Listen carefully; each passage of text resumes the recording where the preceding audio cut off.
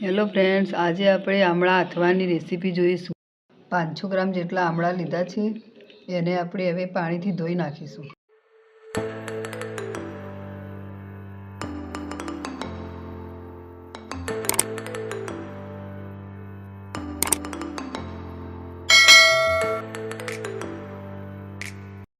બધા જ આમળા આપણે આ રીતે કરીને ધોઈ લઈશું।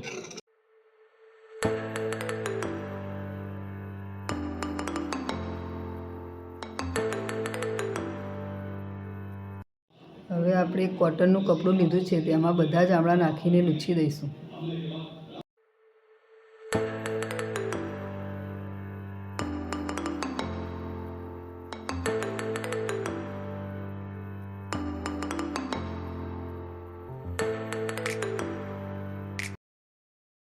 બધા જ આમળાને આપણે આ રીતે કરીને લૂછી દઈશું। બધા જ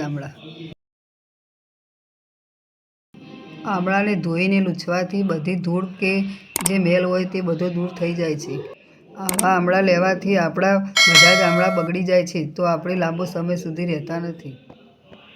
આમળાને આપણે જ્યાં કાપા હોય ત્યાં આપણે કટ કરી લઈશું, તો અંદર હળદર મીઠું ભળી જશે અને આમળાનો એકદમ કલર બદલાઈ જશે। બધા જ કાપા કરી દઈશું તો અંદર હળદર મીઠું સરસ રીતે ભળી જશે। જો આ રીતે આપણે બધા જ આમળાને કટ કરી લઈશું।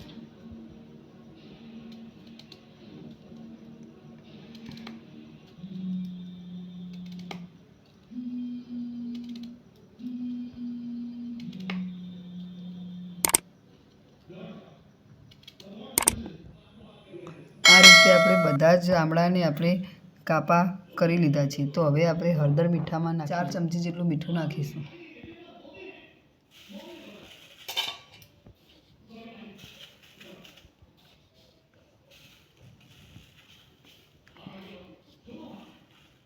હળદર પણ 3 ચમચી જેટલી નાખી દઈશું, જેથી કરીને કલર સારો આવે। હવે આપણે હળદર અને મીઠું બંને નાખી દીધું છે, તો હવે આપણે એને થોડી વાર હલાવીને મૂકી દઈશું। હવે આપણે એક કાચની બરણી લીધી છે, તો એમાં બધા જ આમળા આપણે નાખી દઈશું।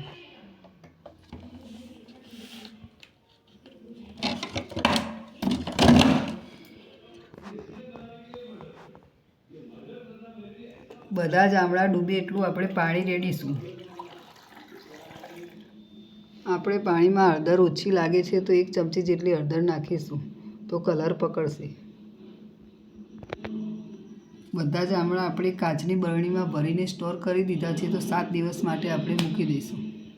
આ રીતે આમળા અથવાથી આમળા લાંબો સમય સુધી રહે છે અને ફૂગ પણ આવતી નથી અને જલ્દી બગડતા પણ નથી। લાંબો સમય સુધી આપણે સ્ટોર કરી શકીએ છીએ। આપણા આમળા બનીને તૈયાર થઈ ગયા છે, એકદમ સરસ પીળો કલર થઈ ગયો છે। તમને અમારી રેસીપી ગમી હોય તો અમારી ચેનલને સબસ્ક્રાઈબ કરજો।